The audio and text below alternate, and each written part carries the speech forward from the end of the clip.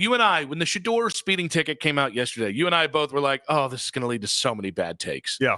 I think it is distasteful, and quite frankly, I think it is a far reach to compare it to the Henry Ruggs situation, which was a huge thing because, of course, yesterday was Henry's day to kind of, he was momentarily released from prison to talk about his mistake, and he apologized to the family. Yeah, he's been in the news past couple weeks too. A couple weeks ago, it was like this whole thing about whether or not the NFL would have him back. Yep.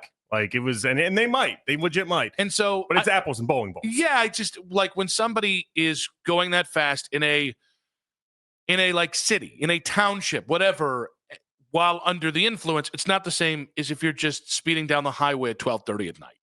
And so you and I both correctly in the moment yesterday are like, this is going to lead to an incredible amount of takes that just make us eye roll, because we get to get out our soapbox. We get to do this. We're going to get to one coming up in about 15 minutes. But it was interesting because this is not one of those takes, by the way. But we're going to play something Kay Cavage said on with the Morning Boys today. And she had a big, long clip. We're only going to play about half of it because the first half of it was about, this is a wake-up call for Shedeur, and a lot of what I think are just absolutely, she was spot on 100%. In the second half, it's not that she's wrong, but I just think she took this to an interesting spot because to Kay, I think she was thinking that maybe where it happened and the time of year it happened might impact Shedeur more than if it happened at some other point. Here's Kay. 100 miles an hour, which is 40 miles out over the speed limit. That's not just 10, that's not the right 15, one, bud. Even 20. The right one is 04. Sorry about that, bud. Oh, poor Jax. I didn't want to listen to the other one. I could tell. It's like 60 seconds of it all together. Here's okay. Kay on the Morning Boys. So that's the first thing, is just the dangerous aspect of it. And then the next thing is the fact that he's in rookie orientation. This did not happen in his hometown. This did not happen somewhere else. This happened when he was here on Cleveland Browns time. And they're watching everything these guys are doing on and off the field. This is someone that's embroiled in a four-way quarterback competition, and they're trying to see, can you handle everything that goes with being a starting quarterback for the Cleveland Browns? So those are two of the reasons. And I just think it is significant. I think it's something that the Browns are definitely going to have to address. And I think it's something that Shedeur is going to have to look at himself and ask him why at that moment in time would he make a decision like that. So I think the timing of it, the idea that he's on Cleveland Browns time, being in rookie orientation, it's probably the thing we didn't think about yesterday. But I do think like that, I would find it very interesting if the timing of it, him being in the building, him being in Cleveland as opposed to being at home, I think it's very interesting if the Browns would view that differently from one location to another. Yeah, I don't know why it would matter. Like, if anything, I do think you'd have a chance to get in more trouble when you're here, only because you're probably more bored.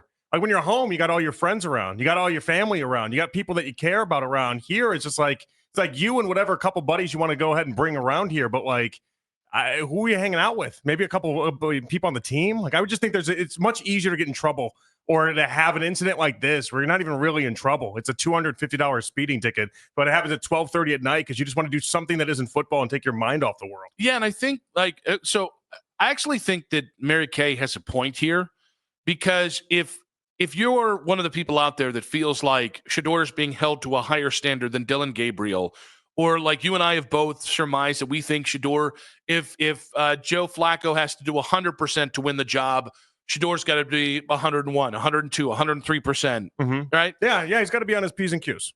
So if this is really how, and again, Kay is plugged in as it gets. So if this is the Browns thinking of, hey, this is worse because it happened here, and you're trying to win a job, at some point I think that confirms the theory that he's working uphill in a way the other three quarterbacks aren't, right? Well, it depends. Like if Dillon Gabriel got a speeding ticket, would they treat it more serious if it was here as opposed to in Hawaii? I would imagine, because of Dillon Gabriel's pre-draft process, I would imagine it wouldn't, right? I'm filling in the blanks here a little bit. This is the part where we honestly we just don't know. I would hope that Shedeur would get the same treatment as everybody else. It's kind of what I campaigned the entire time. Radu on Twitter saying, "Wonder why people are ignoring Zach Edey's speeding episode." Exactly. I had it in quick hits. I just thought it was because it was 101 on the dot, and it was the same number. You couldn't have planned a better rebuttal because there was no outrage for Zach Edey. Zero. For 101. And again, by the way, absolutely zero. I think people conflated what we were saying yesterday with dismissing it. No. It's serious. And if you do it in the wrong context, and certainly if you do it inebriated, it becomes a huge, huge, huge issue. People can get hurt in this. They didn't, though. You can't punish for somebody for something that could happen when that didn't happen. And I just think it's really interesting, this idea. I don't know definitively if the Browns would use Shedeur's speeding ticket against him in the quarterback battle. I think it sounds dumb.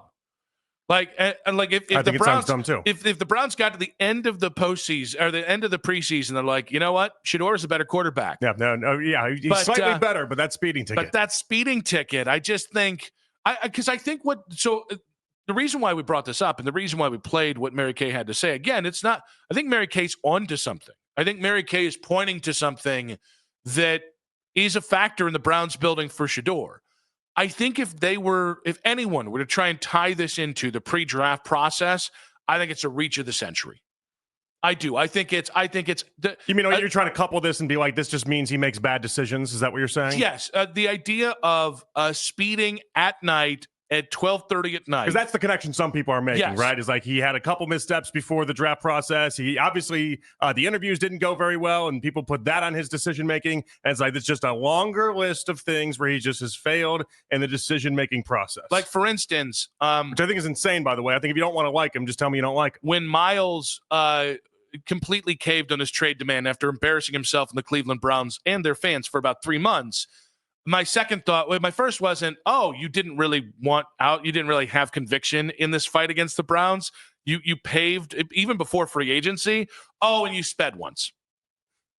I was like, no. The two things, by the way, Miles, you had that speeding thing. And then, you had the car accident. And then you had, and that cost him games too. I mean, he missed that Atlanta game off of it. Well, and here's the thing. Miles is front lawn with the tombstones. He also speeds. They're just not. They're not interlocked in any way. By the way, both were bad decisions. I can't fault a kid for listening to his dad in the pre-draft process if that's what sunk his draft stock, which I think by and large everyone agrees is what sunk his draft stock. Right?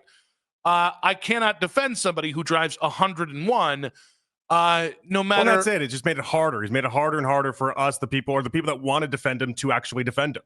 Oh, see, I don't know. To me, this is an outlier. I don't put this in with the other thing. They're different things. And again, neither's great. Honestly, for Shedeur's safety, I hope he doesn't drive 101 again. He's a 22-year-old millionaire with I'm going to say, a pretty nice car, a pretty nice truck. I know, but it does. I feel like some people would lean to the idea that it's like death by 1,000 paper cuts. And even if this one isn't something, then they are going to combine it together with some of the pre-draft stuff. And they are going to go ahead and we could have another tiny thing happen 6, 7, 8 weeks from now. And I just feel like this is just always going to be the theme. It's just going to be something where people are just they're going to find the littlest of things and they're just going to run with it as if so many people haven't gotten speeding tickets in their life. Good on Radu, by the way, for pointing out the Zach Edey thing. Of course, social media reactions on X, powered by Shadeur Jewelers, Cleveland's premier jewelry store. We got quick hits coming up at 2:40 today. We've got loaded guest show today. Eric Pincus, national NBA writer, at 4 o'clock. He's got a place. He's got one Cavalier leaving the team this offseason. Let's hope the guy doesn't go there. So he's at 4. We got Ross Tucker, who does lump in the speeding ticket with the pre-draft process stuff for Shedeur. That's at 4:40. And we've got Coach Riesland, right? Coach Riz, as he's known, Lance Riesland, Cleveland.com. He's a football guy. You love football. Talk to Coach Riz. I'll tell you right now. Coach Riz loves football more than you love football. Coach Riesland knows football more than Ken Carman. Had to say it. Somebody had to say it. I believe that to be true, by the way. Not even a doubt in my mind.